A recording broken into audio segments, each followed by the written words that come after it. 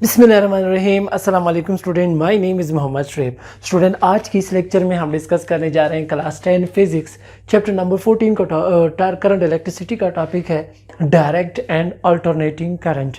Student, direct and alternating current आजकल जो है बहुत ज़्यादा ये हॉट टॉपिक है, इसके ऊपर बहुत ज़्यादा काम भी हो रहा है और स्टूडेंट भी बहुत ज़्यादा कंफ्यूज हो जाते हैं इसमें। लेकिन इंशाल्लाह जब आप ये लेक्चर देखेंगे तो आपकी सारी confusion about DC and AC जो है वो ख़त्म हो जाएगी। क्योंकि आजकल जो है सोलर प्लांट लगते हैं, सोलर सिस्टम जो है बहुत ज़्यादा यूज़ हो रहा है। हम घरों में जो है हम सोलर पैनल्स वगैरह यूज़ करते हैं, तो उससे हमें जो करंट जो वोल्टेज मिल रहा होता है वो हमारे पास क्या होता है, डायरेक्ट करंट होता है या डीसी होता है, जिसको हम सिंपल डीसी कहते हैं। या जो हमें बैटरी से मिलता है करंट, उसको फिर हम क्या नाम देते हैं, डीसी या डायरेक्ट करंट कहते हैं। एक होते हैं स्टूडेंट वापडा, जो हमें वापडा से मिल रही होती है ना इलेक्ट्रिसिटी, उसको फिर हम नाम देते हैं एसी। वो एसी उसको अब हमने ये अंडरस्टैंड करना है कि इसको हम डीसी क्यों कहते हैं, और जो वापडा से हमें मिलती है या जब हम जनरेटर ऑन करते हैं उससे जो हमें करंट मिलता है उसको हम एसी क्यों कहते हैं। तो आइए देखते हैं, हमारे साथ रहिए। First one is what is direct current, जिसकी हम एब्रिविएशन डायरेक्ट करंट है डीसी। स्टार्ट में हम इसको क्या नाम देते हैं, डीसी। तो यहाँ पे हम बात करते हैं the current which flows in one direction is called as direct current, या दूसरे अल्फाज में the current whose polarity does not change with respect to time is called as direct current। Student, हमें डीसी में हमने ये बात ध्यान में रखनी होती है कि उसमें हमेशा करंट जो है एक ही डायरेक्शन में फ्लो कर रही होती है, उसमें करंट में वेरिएशंस नहीं आती। हम यहाँ पे एक दूसरा टर्म हम यूज करते हैं कि whose polarity does not change. अब इसका मतलब क्या हुआ, इसका मतलब ये है स्टूडेंट, अगर आप जो है जब हम बैटरीज के साथ जो है वो क्लिप्स जब हम लगाते हैं तो इस तरह होते हैं, एक रेड होता है ना, एक ब्लैक होता है, तो हम हमेशा रेड को जो पॉजिटिव के साथ लगाते हैं, ब्लैक को हमेशा नेगेटिव के साथ लगाते हैं। इस तरह होता है ना, पॉजिटिव को हमेशा पॉजिटिव के साथ, नेगेटिव को हमेशा नेगेटिव। हम इस तरह कभी नहीं करते कि पॉजिटिव को हम नेगेटिव के साथ लगाते जबकि नेगेटिव को हम पॉजिटिव के साथ लगाते हैं। Is it clear? तो इसलिए हम कहते हैं हमेशा एक ही डायरेक्शन होती है, हमेशा पॉजिटिव पॉजिटिव डायरेक्शन में जाएगी, नेगेटिव हमेशा नेगेटिव डायरेक्शन में जाएगी। कभी जो है वो मिक्सअप नहीं होगी, उसकी डायरेक्शन कभी एक दूसरे में इंटरफेस या आप कैसे इंटरफेरेंस नहीं करेगी। Is it clear? पॉजिटिव से नेगेटिव में नहीं जाएगी, नेगेटिव से पॉजिटिव में नहीं जाएगी। तो यहाँ पे जो मैं बात कर रहा हूँ ना कि whose polarity does not change with respect to time, जब टाइम गुजर रहा होता है तो उसकी पोलैरिटीज यहाँ पे हमारे पास पॉजिटिव एंड नेगेटिव की बात हम करते हैं, पॉजिटिव पोल नेगेटिव। क्योंकि जो हमारे पास बैटरी होती है ना, तो एक में उसमें पॉजिटिव होता है, दूसरा हमारे पास क्या होता है, नेगेटिव। तो पॉजिटिव हमेशा पॉजिटिव रहता है, नेगेटिव हमेशा नेगेटिव रहता है, इसमें वेरिएशंस नहीं आते। दैट्स व्हाई हम यहाँ पे बात करते हैं the current whose polarity does not change with respect to time is called as direct current. अब यहाँ पे हम जो है एग्जांपल लेते हैं कि the current produce by cell और batteries is called direct current या इज डायरेक्ट करंट। जो हमें बैटरी से करंट मिल रहा होता है, जो हम सेल्स छोटे छोटे सेल जो हम वॉच में लगाते हैं, इस तरह बैटरीज में हम लगाते हैं, तो उससे जो हमें करंट मिल रहा होता है उसको हम क्या नाम देते हैं, डीसी या डायरेक्ट करंट। इसलिए हम इसको डायरेक्ट करंट बोलते हैं, इसलिए हम इसको डीसी बोलते हैं, क्योंकि उसमें वेरिएशंस नहीं आते, उसके डायरेक्शंस में चेंजेस नहीं आते। Is it clear? उसकी जो है पोलैरिटी चेंज नहीं होती। ये दो बातें आपने ध्यान में रखनी होगी, ना तो उसकी पोलैरिटी चेंज होती है, दूसरे पास में उसकी direction with respect to time कभी भी चेंज नहीं होती। तो इस किस्म के करंट को फिर हम नाम देते स्टूडेंट डायरेक्ट करंट या शॉर्ट में डीसी। यहां पे अब हम फिर ग्राफ की बात करते हैं कि the graph of steady direct current having constant magnitude is a straight line. ये एक जो है आप कह सकते हो, ये जो पॉइंट हमने यहाँ पे लिखा हुआ है, तो एक हमारे पास स्टूडेंट प्रैक्टिकल केस होते हैं, होते हैं हमारे पास आइडियल केस। तो ये जो मैं डिस्कस करने जा रहा हूँ कि the graph of steady direct current having constant magnitude is straight line, ये आइडियल केस है। हमारे पास जो डायरेक्ट करंट होता है ना, उसमें भी वेरिएशंस आते हैं, इस तरह नहीं कि हमेशा बस वो 100 के, फॉर एग्जांपल 100 एम्पियर है तो हमेशा 100 एम्पियर नहीं, उसमें कुछ फ्लक्चुएशंस आते हैं, उसमें कुछ ना कुछ कमी बेशी आ जाती है ड्यू टू द रेजिस्टेंस, क्योंकि वहाँ पे हमारे पास रेजिस्टेंस होती है ना वायर्स में, हमने वायर्स लगाए हुए होते हैं, जो हमने डिवाइसेस लगाए हुए होते हैं, उसकी रेजिस्टेंस की वजह से उसमें फ्लक्चुएशंस आ जाती है, उसके सोर्स में जो है फ्लक्चुएशन आ जाते हैं। लेकिन ये हम आइडियल केस, अगर हम फॉर एग्जाम्पल कंसीडर करें कि बिल्कुल स्टेडी है, बिल्कुल उसमें वेरिएशंस नहीं आ रही है, उसका मैग्नीट्यूड बिल्कुल कांस्टेंट है, तो फिर उसका जो ग्राफ होगा वो हमेशा स्ट्रेट लाइन होगा। ये अपने ध्यान में रखनी होगी। दूसरा पॉइंट हम ये कहते हैं कि but in varying direct current the magnitude of the current vary but its direction remains the same, so the graph is not straight line. आपने ध्यान में रखना होगा कि जो वेरिंग है, वेरिंग डायरेक्ट करंट, या जिसको हम दूसरे अल्फाज में पल्सेटिंग डायरेक्ट करंट या पल्सेटिंग डीसी का नाम देते हैं, उसमें भी क्या होता है, उसमें मैग्नीट्यूड वेरी कर रहा होता है। करंट का मैग्नीट्यूड फॉर एग्जांपल जैसे मैंने कहा कि 100 एम्पियर, तो वो कभी 99 पे आ जाता है, कभी 99.5 पे चला जाता है, कभी 100.1 पे चला जाता है, इस तरह। लेकिन उसकी डायरेक्शन में चेंजेस नहीं आती, डायरेक्शन उसका हमेशा के लिए एक ही रहता है, डायरेक्शन में चेंज नहीं आती, लेकिन मैग्नीट्यूड में फ्लक्चुएशंस आ जाते हैं। तो फिर उसको फिर हम क्या नाम देते हैं, वेरिंग डायरेक्ट करंट या पल्सेटिंग डायरेक्ट करंट। यहाँ पे हम डायरेक्शन जो है डीसी का हम यहाँ पे डायग्राम देख सकते हैं।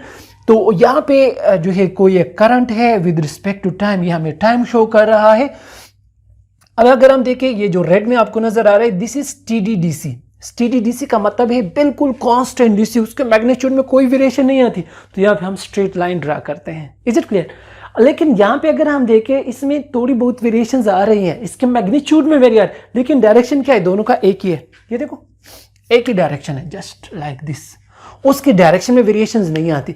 ये कभी भी फॉर एग्जांपल अगर इसको हम पॉजिटिव कंसीडर कर लें और इसको हम नेगेटिव कंसीडर कर लें, is it clear? For example ये पॉजिटिव साइड, ये नेगेटिव साइड है, तो ये कभी भी पॉजिटिव से नेगेटिव की तरफ नहीं आएगी, क्योंकि हम बैटरी में यही बात करते हैं कि पॉजिटिव टर्मिनल हमेशा पॉजिटिव रहता है, नेगेटिव टर्मिनल हमेशा नेगेटिव टर्मिनल रहता है, उसमें कभी भी वेरिएशंस नहीं आती। Is it clear? होपफुली आपको जो इस पॉइंट की समझ आ चुकी होगी कि हमारे पास इसको हम डायरेक्ट क्यों कहते हैं, क्योंकि इसमें वेरिएशंस नहीं आती, उसकी डायरेक्शन कभी भी चेंज नहीं होती, वो हमेशा कांस्टेंट रहती है, एक ही डायरेक्शन, या तो पॉजिटिव या नेगेटिव, पॉजिटिव से नेगेटिव में नहीं जाएगी, नेगेटिव से पॉजिटिव में नहीं आएगी। Is it clear? यही चीजें, ये तो जस्ट मैंने पॉजिटिव साइड पे लिया ना, यही चीजें आप नेगेटिव साइड पे भी ले सकते हैं। फॉर एग्जांपल इसको मैं यहाँ पे मिटा देता हूँ ना, तो पॉजिटिव साइड पे भी इस तरह स्ट्रेट लाइन आ सकता है, जिस तरह यहाँ पे पॉजिटिव, इस तरह नेगेटिव साइड पे भी आ सकता है। तो ये हमारे पास क्या है, स्टेडी डीसी, और ये हमारे पास क्या होगा, पल्सेटिंग डीसी या वेरिंग डीसी। लेकिन ये पॉजिटिव साइड है, ये हमारे पास क्या है, नेगेटिव साइड। ये जस्ट मैंने पॉजिटिव टर्मिनल लिया, ये हमारे पास क्या है, नेगेटिव टर्मिनल। लेकिन ये कभी भी इस तरह यहां से नेगेटिव से पॉजिटिव की तरफ कभी मींस इस रेफरेंस लाइन को, ये जो जीरो लाइन है, इसको कभी ये क्रॉस नहीं करेगा, या कभी इस यहां से इस तरफ नहीं आएगा, ये कभी नहीं होगा। इसलिए हम इसको क्या नाम देते हैं, DC direct current. Is it clear? तो उम्मीद करते हैं आपको डायरेक्ट करंट की समझ आ चुकी होगी। अब हम आते हैं एसी की तरफ। हमारे पास है एसी, जिसको हम एसी का एब्रिविएशन क्या है, अल्टरनेटिंग करंट। नाम इसे जाहिर है, what this term means, alternate. Alternate किसे कहते हैं, चेंज, जिसमें चेंजेस आते हो, जिसमें वेरिएशंस आते हो, जिसकी वैल्यू बार बार चेंज हो रही हो, उसको फिर हम क्या नाम देते हैं, अल्टरनेट या अल्टरनेटिंग।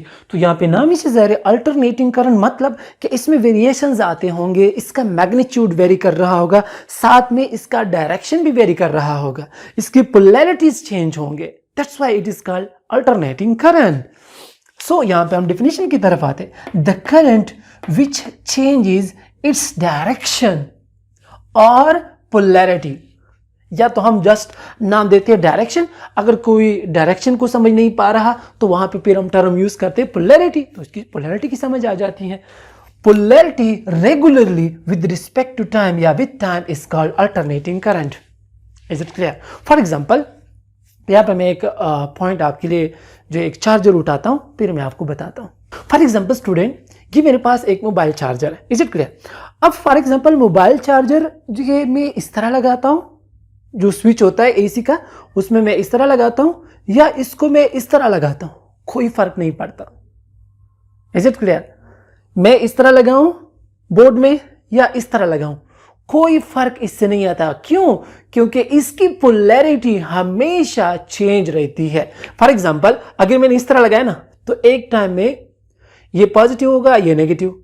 दूसरे जो है लम्हे में फिर ये नेगेटिव हो जाता है, ये पॉजिटिव, ये नेगेटिव, ये पॉजिटिव, ये नेगेटिव, ये पॉजिटिव, मतलब वेरिएशंस आ रहे होते हैं। इसलिए हम इसको अल्टरनेट करंट कहते हैं। इसलिए हम इसको जो है कहते हैं कि इसकी पोलैरिटी क्या होती है, with respect to time change हो रही होती है। यहाँ पे डिफिनेशन में भी हमने वही बात की है।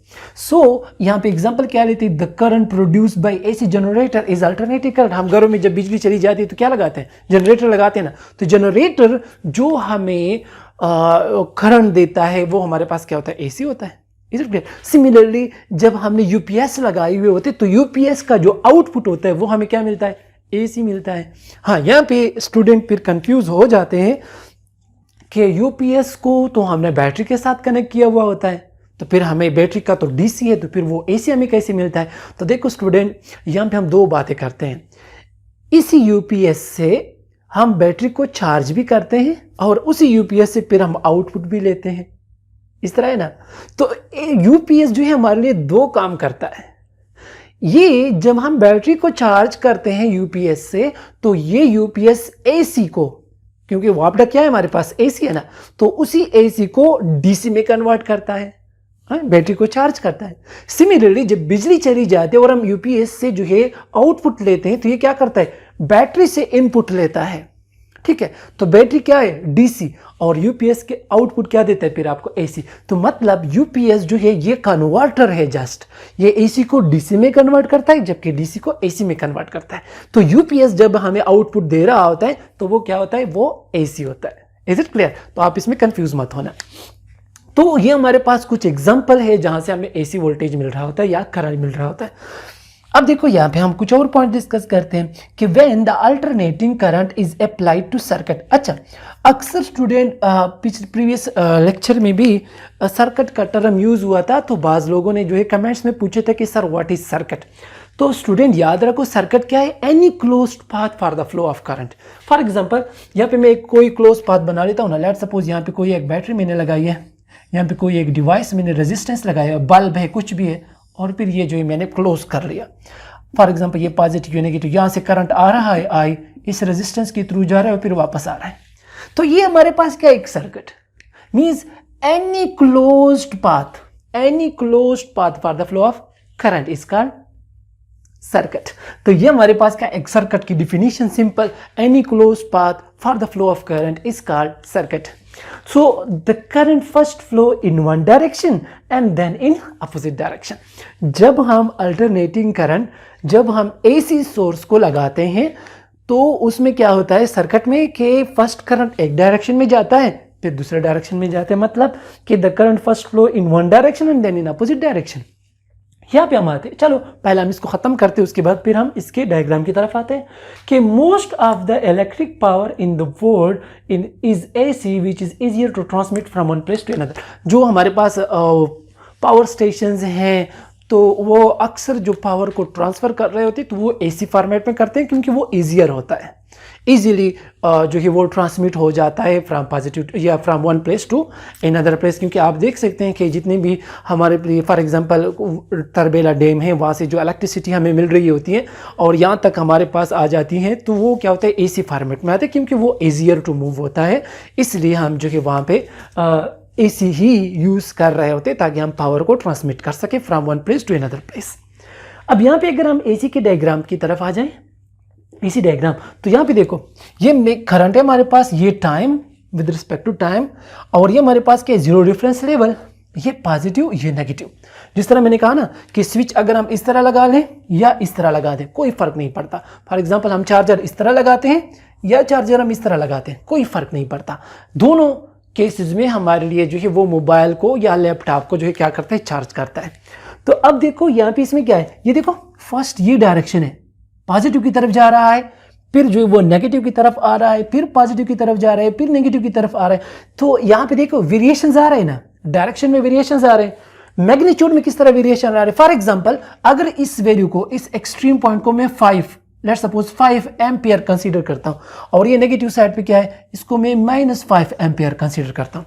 तो अब देखो जब ये 0 से स्टार्ट लेता है तो पहले 1 हो जाता है, 2 हो जाते हैं, 3 हो जाते हैं, 4 हो जाते हैं, फिर 5, फिर जब ये नीचे की तरफ आता है फिर 5 से 4 3 2 1 फिर 0, फिर जब ये नीचे की तरफ आता है तो -1, -2, -3, -4, फिर -5, फिर -4, -3, -2, -1, फिर 0 की तरफ आ जाते हैं एंड देन अगेन 1, 2, 3, 4, 5 एंड इस तरह इसमें क्या आते हैं, वेरिएशंस आते हैं। तो इसके मैग्नीट्यूड में भी वेरिएशंस आती है, इसकी डायरेक्शन में भी वेरिएशंस आते हैं, इसलिए हम इसको क्या नाम देते हैं, अल्टरनेटिंग करंट। लेकिन एक बात मैं फिर आपको बता देता हूँ, ये -5 एम्पियर जो मैंने लिखा है, अगर ये वेक्टर्स के केस में भी मैंने फर्स्ट ईयर के लेक्चर में ये बात की है कि यहाँ पे हमारे पास ये जो नेगेटिव साइन है, this is not the magnitude, कि ये हमें मैग्नीट्यूड का नहीं बता रहा कि -5, जिस तरह कि हम नॉर्मल मैथमेटिक्स में पढ़ते हैं ना कि +5, ये तो इस तरह है कि जैसे हमारे पास 5 रुपए हो, लेकिन -5 का मतलब है कि हमारे ऊपर 5 रुपए का कर्जा है। हाँ, -5 हमारे क्या है, कर्ज है। लेकिन यहाँ पे ये -5 का मतलब ये नहीं है कि करंट जो है वो नेगेटिव में चला गया, नहीं, ये जस्ट डायरेक्शन को शो कर रहा है। यहाँ पे नेगेटिव क्या शो कर रहा है, डायरेक्शन की, ये पॉजिटिव से नेगेटिव डायरेक्शन में चला गया है। ये मैग्नीट्यूड को नेगेटिव नहीं कर रहा है, जस्ट डायरेक्शन को चेंज कर रहा है। तो ये आपने ध्यान में रखना होगा, ये कंफ्यूजन वाली पॉइंट होता है। अक्सर स्टूडेंट फिर कहते हैं कि सर ये -5 का मतलब क्या है कि ये नेगेटिव में वैल्यू चली गई, नहीं, वैल्यू नेगेटिव में नहीं चली गई। या आप कह सकते हो, हम कहते हैं यहाँ पे भी मैक्सिमम करंट है, यहाँ पे भी मैक्सिमम करंट है, ये अभी आपको क्लियर हो जाएगा। ये मैं कहता हूँ 5 ampere, this is the maximum current. Similarly -5 ampere, it is also the maximum current. अब यहाँ पे कंफ्यूजन क्रिएट हो जाती है, फिर स्टूडेंट कंफ्यूज होते हैं कि सर यहाँ पे तो +5 है, चलो ठीक है हम मान लेते हैं ये मैक्सिमम है क्योंकि इससे आगे वैल्यू नहीं है, लेकिन फिर -5 कैसा मैक्सिमम, वो तो 0 से भी कम होता है ना, कंफ्यूजन वाली बात। तो आप जहन में रखो स्टूडेंट, मैं फिर यहाँ पे आपको जो है ये आपके लिए आसान कर देता हूं कि ये -5 एम्पियर, इसका मतलब ये नहीं है कि ये -5 है, नहीं, इस माइनस जस्ट ये डायरेक्शन को शो कर रहा है कि अब इस डायरेक्शन में चला गया, और नीचे जो ये डायरेक्शन है इसमें ये मैक्सिमम वैल्यू है, वैल्यू मैक्सिमम रहेगी, जस्ट डायरेक्शन चेंज। तो ये माइनस साइन ये मैग्नीट्यूड की नेगेटिविटी नहीं बताते, ये जस्ट डायरेक्शन को बता रहा है कि एक पॉजिटिव साइड पे दूसरा नेगेटिव। ये +5 एम्पियर में लिखता हूं, ये देखो, ये +5 एम्पियर, ये -5 एम्पियर। +5 एम्पियर का मतलब क्या, ये पॉजिटिव साइड पे मैक्सिमम, -5 एम्पियर का मतलब ये नेगेटिव साइड पे मैक्सिमम। अब तो क्लियर हो चुका होगा ना कि जस्ट डायरेक्शन की चेंजेस है। तो आपने ध्यान में रखना होगा कि एसी में क्या होता है, इसमें डायरेक्शन भी चेंज होता है, साथ में मैग्नीट्यूड भी चेंज होता है। जबकि डीसी में मैग्नीट्यूड में तो वेरिएशंस आ सकती है, लेकिन उसका डायरेक्शन कभी भी चेंज नहीं होता। अब यहाँ पे एक छोटा सा और पॉइंट मैं आपको बता देता हूँ। हमें ये जो सिंबल है, ये सिंबल, ये फॉर डीसी सोर्स है, डीसी सोर्स का सिंबल है, ठीक है। अब ये तो हम ज्यादातर हमने बहुत ज्यादा यूज किया हुआ है बैटरी के लिए या सेल के लिए, लेकिन एसी सोर्स का फिर सिंबल क्या होगा, हमें कैसे पता चलेगा ये एसी सोर्स है या नहीं है। तो अब देखो, मैं यहाँ पे, ये तो मेरा डीसी सर्किट बनाया ना, अब मैं एसी सर्किट बना लेता हूँ। ये देखो, एसी सोर्स हम क्या बनाते हैं, इस तरह गोल लाइन सर्कल, एक साइड पे इस तरह लाइन, दरमियान में हम इस तरह लाइन लगा लेते हैं। देखो जिस तरह इसकी सिग्नल नहीं है, ये देखो सिग्नल, इसकी जो वेव है बिल्कुल वेव की तरह इसके दरमियान हम एक सिंबल लगा देते हैं। अभी क्या शो कर रहा है, वेरिएशन, किसमें वेरिएशन आ रही है। ये क्या है हमारे पास, एसी सोर्स का symbol, this is for the AC source symbol, just line circle, दरमियान में ये वेव निशान हम लगा लेते हैं। तो ये हमें क्या शो कर रहा है, एसी सोर्स। अब अगर फॉर एग्जांपल ये डीसी सर्किट है ना, इसकी जगह मैं ये लगा लूं, ये देखो ये मैंने लगा दिया, तो अब ये क्या बन गया, एसी सोर्स। ये अब हमारे पास एसी सोर्स मैंने लगा दिया, अब ये एसी सर्किट हो गया। बैटरी डीसी बैटरी लगा दी, डीसी सर्किट। आपने जो है फॉर एग्जांपल वापडा लगाया हुआ है, यूपीएस लगाया, उसकी यूपीएस का आउटपुट लिया, एसी जनरेटर आपने यूज किया है, तो फिर ये एसी सर्किट हो गया।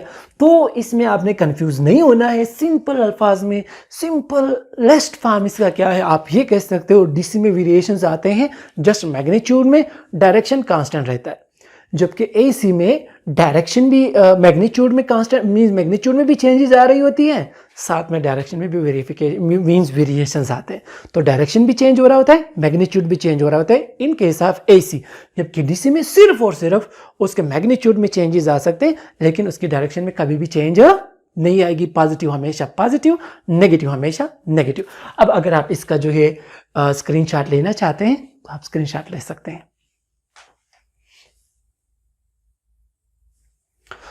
So student, this is all about direct and alternating current. Hopefully student आपको जो इस लेक्चर की समझ आ चुकी होगी।